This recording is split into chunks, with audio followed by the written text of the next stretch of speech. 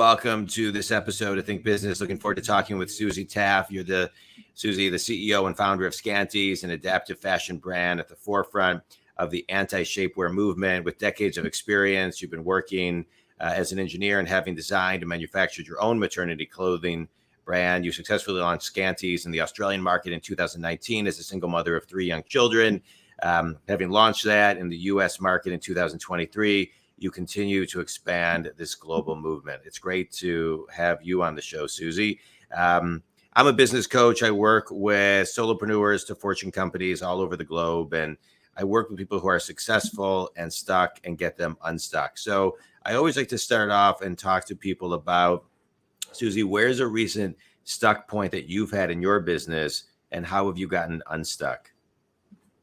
Definitely. I would say for me, being a single mom with 3 kids still, it's resourcing time and managing your time, I think. And the way I have sort of the different ways to implement that was actually talking to other entrepreneurs. And there's quite a few apps and things out there now that can help sort of keep you on task a little bit. I use the Pomodoro technique quite a bit to just do bursts. And I think just being able to realign where the goalposts are and to realize what's important and learn how to prioritize a little bit better, because I think, definitely time management for me is my biggest stuck place, I would say.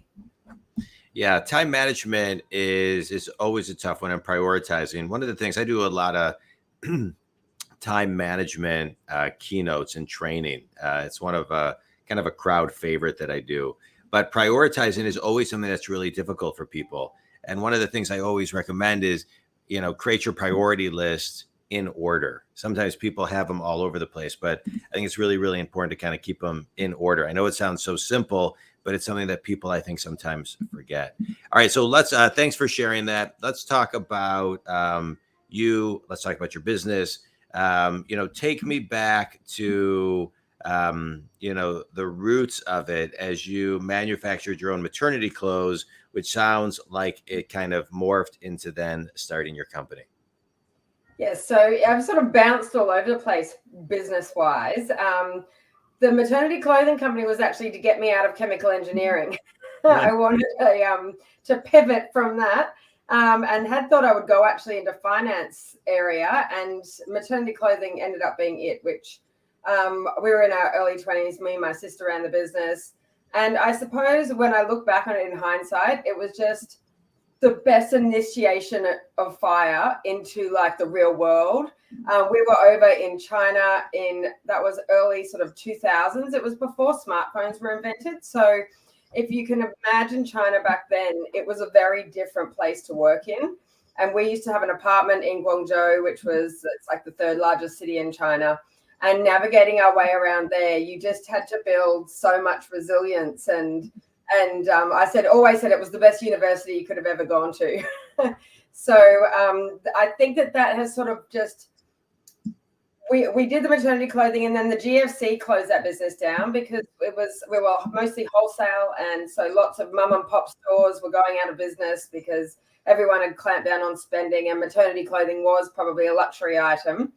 And then in Australia, we were having a gas construction boom. So I actually segued back into engineering then to build gas compressor stations, which out in Western Queensland, which is far in the middle, like Australia's massive and there's nothing in the middle of it.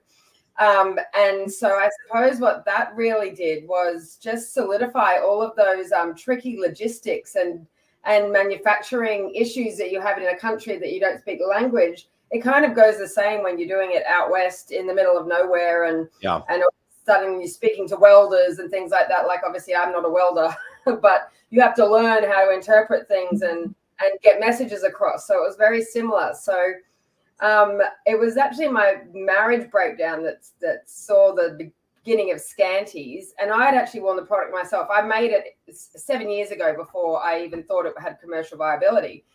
And it was only through talking to other women that I started thinking, this could maybe actually be a commercially viable product. And I'd sworn I would never go back into manufacturing.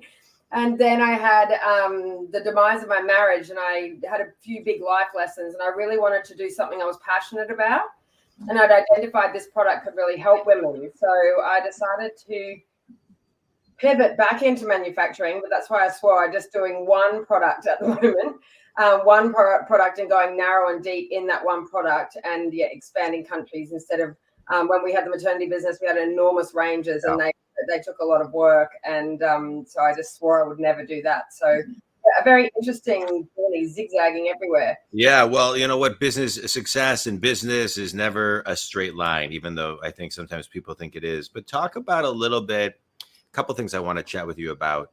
You know, the life lessons and how you turned it into a little bit more of a mission. You know, and that road also is never really a straight line. But I think a lot of people who are going to be listening to this right now are people who maybe are living in the zigzag right now, trying to get to the other side. And so what did you do to go from life lesson to mission? I think it evolves. I actually think it evolves over time. I don't think that you wake up one day and you're so super clear on exactly what it is and how and who you want this company to be and what you want it to look like.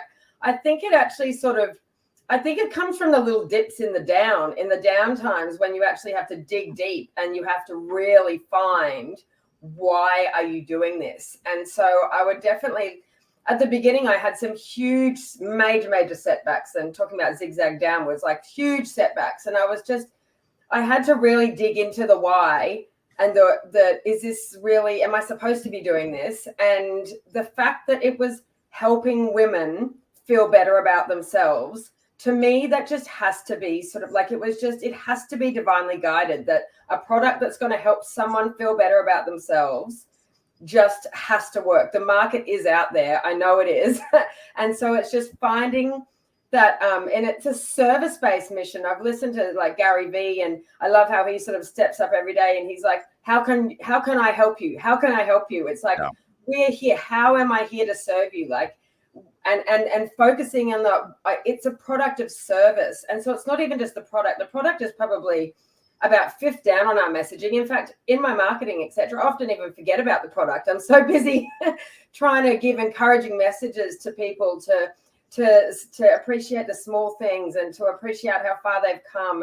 And so I get really excited about the mission, which is helping people feel better, that I forget I'm even selling a product a lot of the time. So and the emails you get from the customers, and especially we help a really diverse range of people, from people with ostomy bags or going through gender affirmation surgery and HRT replacement.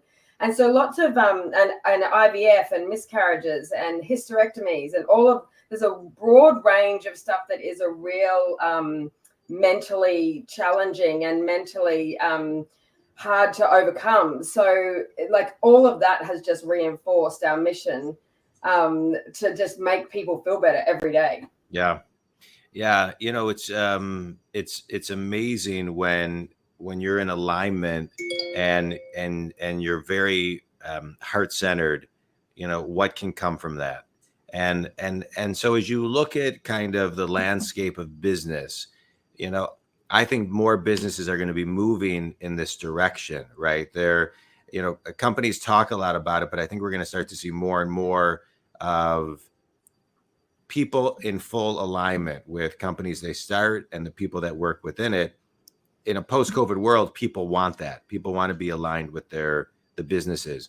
And so from a leadership standpoint, because it starts from the top down, how should leaders be thinking about leading their organizations to move in that direction, to, you know, make everybody internal and external feel like they matter, to make people feel like they are connected to the bigger vision of the business, and to kind of get within their kind of tap into the soul of what they're going through? How can leaders lead more effectively in that manner today? I think I've done some brilliant exercises to do with finding out what the values are of the people that are around you. And there's some great games you can play with cards, which people actually have to filter through and come down and they find their top 3 values. And I think when you can then align what people are doing with what they value the most in their life, And whether that is an employee or a subcontractor or a customer or whoever it is, I think that everyone, and COVID, I think, has started this a lot, though. Everyone's trying to live their life more aligned to their values because they're now noticing that it doesn't feel good. So some people might not even have the words alignment, but they know they're not feeling good in what they're like stuck in a rut. They're just not feeling satisfied within themselves. And I think that the values to align to them is definitely the first part in that step to gaining that. Yeah, I love that. I love that. Let's go back a little bit and talk about having a business with your sister, right? So I had a business with my brother when I was out of college. We started it, we sold it. It was great. A lot of people are, trying to figure out how do I get the right business partner? I think a lot of times you don't need a business partner, but if you do, and I think some people are looking at their family members and saying, should we or shouldn't we? So just kind of talk a little bit about that experience and the lessons you learned from that. Well, I think it was probably lucky that we were quite young. We were in our 20s, so we weren't too headstrong yet. And I think if you're going to go into business with someone, it's really good if you complement each other in personality styles. So I would say I was more the leader and the one pushing forward, and my sister was definitely more the details person, and she now works in HR, so that would make sense. That she was very good at the finer details and enacting things, crossing things off and ticking things off, and I was the one sort of charging ahead with the big ideas, and we're going to do this and we're going to do that, and I think we were lucky because we do get along very well, so we didn't have too many little misunderstandings or arguments, but we also had to grow up a lot together. We were in our early 20s in China navigating a language barrier. Back then we had no Google Translate. There was no we literally had to bring a university student around with us to translate for us because the language barrier was that great. It wasn't like other Asian countries where they'd learned English. They literally, we couldn't even eat without the help of her. We couldn't get water delivered to our apartment. We couldn't pay our electricity bills. So it was a really big eye opener. Yeah. I'm glad. I don't think I could have done that without her, truthfully. Yeah. I think, you need someone close to you, I think, to go through those sorts of things. Yeah, that's cool. All right, good. So let's talk a little bit more. You are named one of the top 30 personalities disrupting the fashion industry in 2022. Right. So you have companies like Spanx, you have companies like Skims, you have companies, I think a lot of people, some people may look at this industry and say, and then just all of the other name brands that are out there may say, well, I don't, I have this idea, but I don't know if I can, how I can, should I, compete. And so what was the decision and what was the final piece of, or not final, but what was the level of courage you needed to kind of jump in and know that your brand was something that could differentiate itself? I suppose blind faith, really. There's something good about that. That's important. And it's actually taken me ages to really define what they are, because they actually sit in a category all of their own. They're not really shapewear. They're not really underwear. They're not really like Lululemon leggings. They're not really any of the things.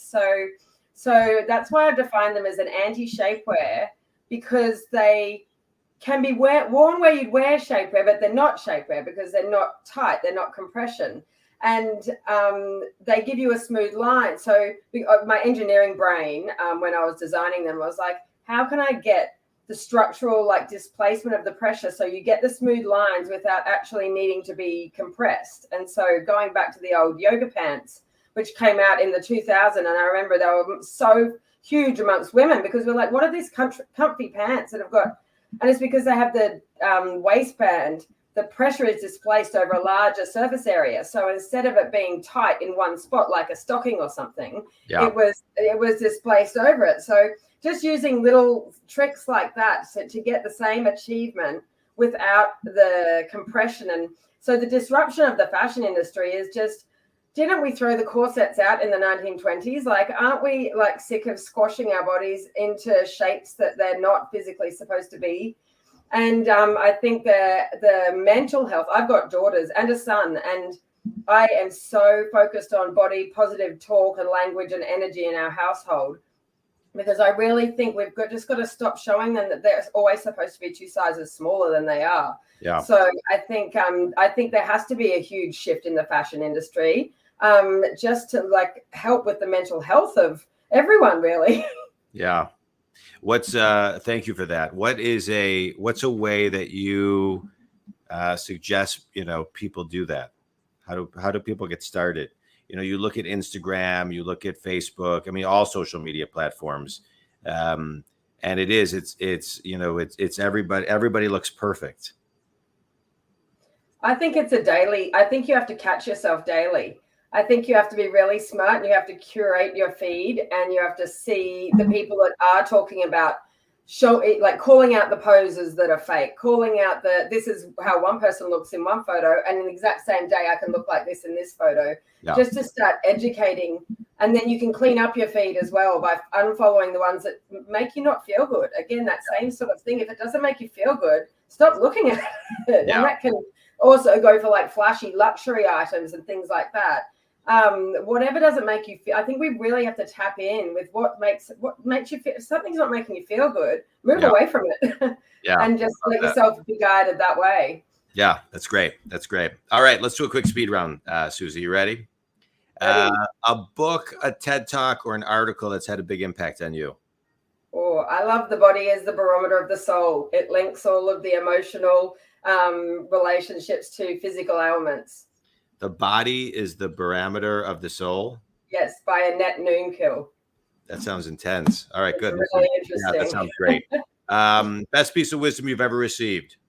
What would your 80-year-old self say? It's a good one.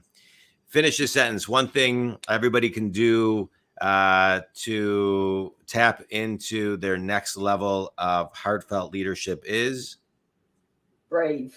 All right, that's a good one. Right. We take about 8.5 million breaths a year, but we don't. I think so many people don't, with intent, take the time to really breathe. A lot of times when I'm doing my keynotes, I start them with 1 to 4 minutes of just telling people, I just stand up and I say, everybody put everything away and just close your eyes, open them, just breathe and do nothing. I really think, especially into the world we're into today, Susie, and I'm an advocate of this, and I do this, is finding our ways to recalibrate throughout the day, taking time to remind ourselves, even if you have to time block it, to take some breaths and just breathe for a minute and get back to center faster, get yourself grounded so you can always reach your highest potential. So true. I 100% agree with that. Yeah. Tell everybody, Susie, where they can connect with you, learn more about you, buy your product, everything. So we're skanties.co. It's SKANTIES.co, or on Instagram, Skanties. I'm on LinkedIn, Susie Taaffe. And yeah, come and say hi. Susie, I appreciate your time. Thanks for being on today's show. Think Community. I love this show because I work with people all over the globe that are stuck, and I get them unstuck. I get to have guests like Susie on the show that can help get you unstuck. Susie, you shared a ton of stuff. I just want to extract one thing, which is, to me, it was kind of the through line of like, just have the courage to kind of follow your gut, jump in, and get through the life lesson, because on the other side is great, great stuff that can impact a lot of people. And you're doing great work, Susie. I appreciate you taking time to be on the show. I know you're calling in from, where are you? Australia right now? Australia, yes. Yeah. What time is it there? I think it's like 12 hours ahead. Yeah, it's 11:10 p.m. Okay. Yeah. Well, I appreciate you staying up to be on Think Business, because it's 9 a.m. my time. So thank you. My lighting's a bit dark. No, thank you. Think Community. If Susie and her company can help you, please reach out. And if you need me, you can reach me at johndwoskin.com. Susie, this was great. I appreciate your time, and thanks for all you do. Thank you so much, John, for having me.